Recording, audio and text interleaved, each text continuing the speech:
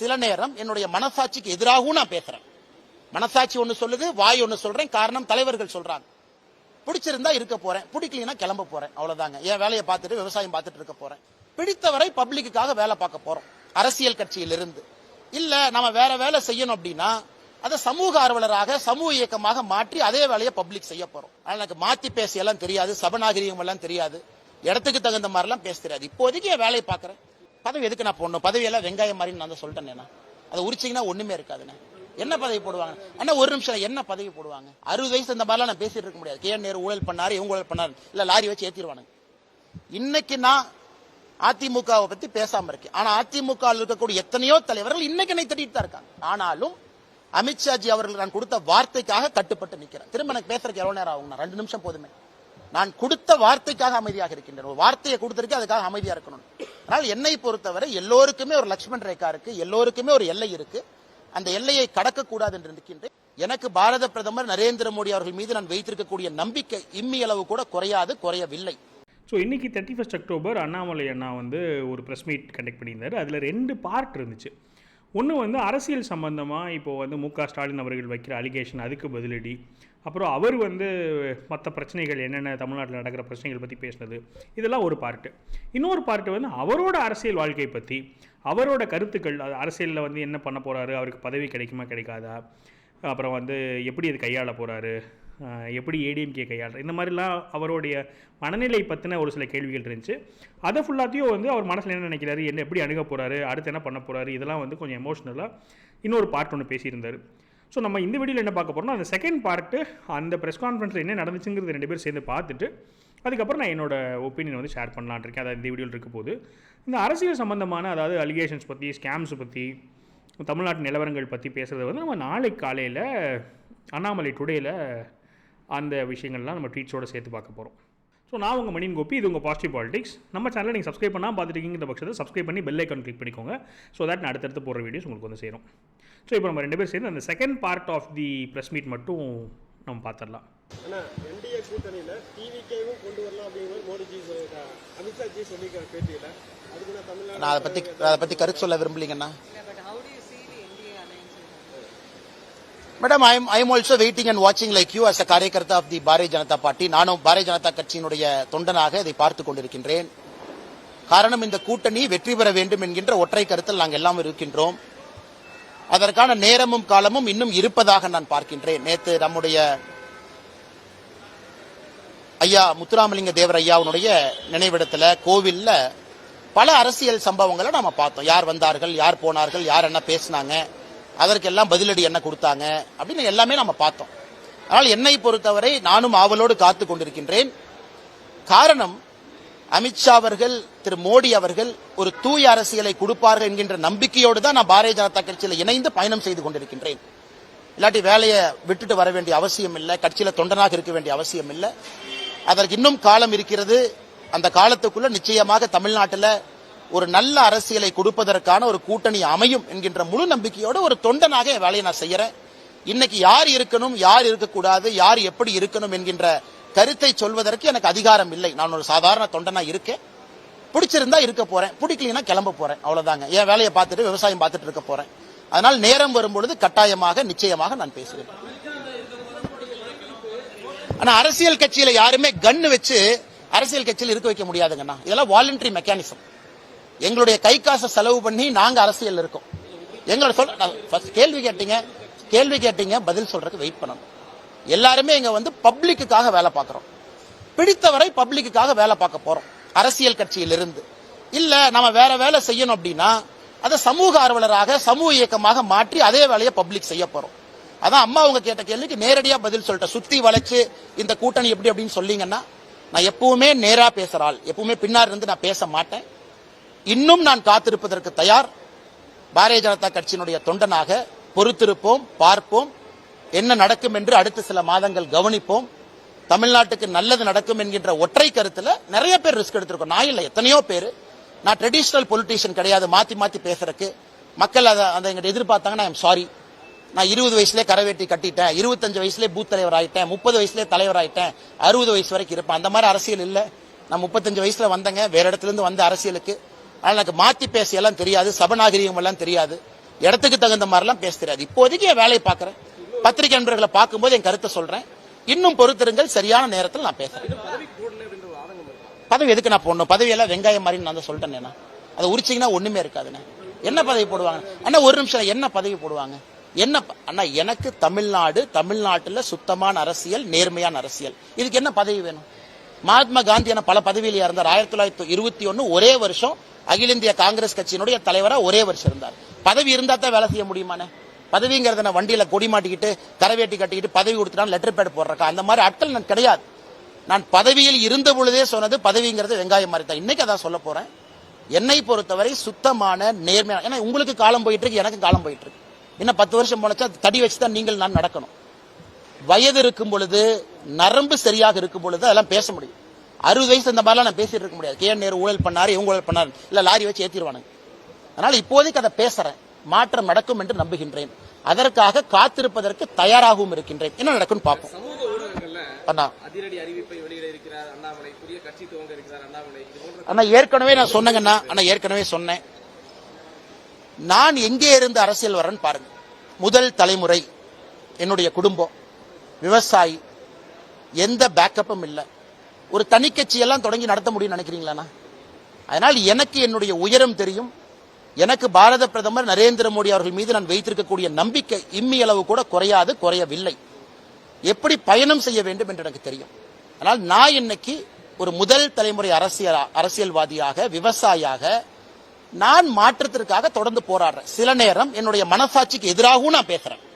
மனசாட்சி ஒன்னு சொல்லுது, வாய் ஒன்னு சொல்றேன். காரணம் தலைவர்கள் சொல்றாங்க. தலைவர்களுக்காக, சபை மரியாதைக்காக, சபை நாகரிகத்துக்காக சில இடத்துல பேச வேண்டி இருக்கு. இருந்தும் சில விஷயத்தை பொறுத்துக் கொள்ள முடியாது. பொறுத்திருந்து பார்ப்போம், நல்லது நடக்கும். அண்ணே சரியான நேரத்தில் பேசுறேன்னே. ஏன்னா நீங்க நான் சொல்லிட்டேனாவே நீங்க கவனித்துக்குவீங்க. இல்லாட்டி நான் தான் 3 பேர்த்த சேர்த்துனா அது ஒரு 4 பேர் எழுதுவான். நீங்க பசும்பொன் போலியா அவங்க 3 பேர் போனாங்களே பின்னாடி இருந்து இயக்குனீங்களான்னு எழுதுவாங்க. அதனால் என்னுடைய பொறுமைக்கும் ஒரு எல்லை தான். ஏன்னா நான் பேச ஆரம்பிச்சேன்னா பல விஷயங்கள் பேசிடுவேன். ஆனா நான் பேசக்கூடாது. அதனால் எதுக்கு இந்த கருத்தை நான் தெளிவா சொல்லிட்டேன்னா, ஊகத்திற்கு இடம் கொடுக்க வேண்டாம் என்பதற்காக சொல்லிட்டேன். நானும் எதற்கும் பொறுப்பில்லை, அதாக தானாக நடக்கிறது. அப்படி இருக்கும் பொழுது எல்லாத்துக்கும் நான் தான் காரணம் பேசுவாங்க. இன்னைக்கு நான் அதிமுகவை பத்தி பேசாம இருக்கேன். ஆனா அதிமுக இருக்கக்கூடிய எத்தனையோ தலைவர்கள் இன்னைக்கு என்னை திட்டிட்டு தான் இருக்காங்க. ஆனாலும் அமித்ஷாஜி அவர்கள் நான் கொடுத்த வார்த்தைக்காக கட்டுப்பட்டு நிக்கிறேன். திரும்ப எனக்கு பேசுறதுக்கு எவ்வளவு நேரம் ஆகும்? 2 நிமிஷம் போதுமே. நான் கொடுத்த வார்த்தைக்காக அமைதியாக இருக்கின்றேன். ஒரு வார்த்தையை கொடுத்திருக்கேன், அதுக்காக அமைதியா இருக்கணும். ஆனால் என்னை பொறுத்தவரை எல்லோருக்குமே ஒரு லட்சுமண் ரேகா இருக்கு, எல்லோருக்குமே ஒரு எல்லை இருக்கு. அந்த எல்லையை கடக்க கூடாது என்று நிற்கின்றேன். காலம் வரும்போது நான் பேசுறேன். ஏன்னா கோயம்புத்தூர்ல இருந்து சென்னைக்கு பிளைட்ல போலாம், ட்ரெயின்ல போலாம், கார்ல போலாங்கன்னா பிளைட்ல போகும்போது அவர் வர்றாரு, பாக்குறேன். 2 முறை அவரை சந்திக்கின்றேன். 2 முறை விமானத்துல தான் சந்திச்சிருக்கிறேன். எனக்கு இந்த பிரஸ் மீட்ல என்ன தோணுச்சுன்னு கேட்டிங்கன்னா, அண்ணாமலை அவர்கள் வந்து ஒரு ஆதங்கத்தில் இருக்கிறாரு. அவர் கையை கட்டி போட்டிருக்கிறாங்க அப்படிங்கிற மாதிரி எனக்கு நல்லா ஃபீல் ஆகுது.